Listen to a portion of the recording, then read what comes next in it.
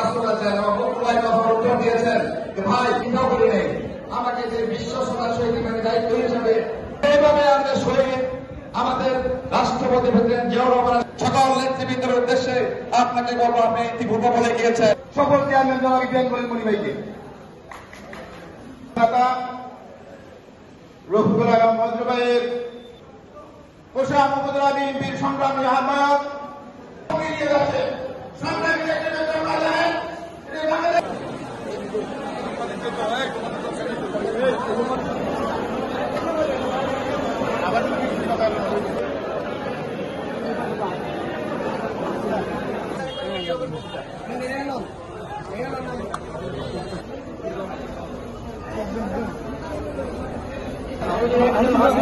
Iya,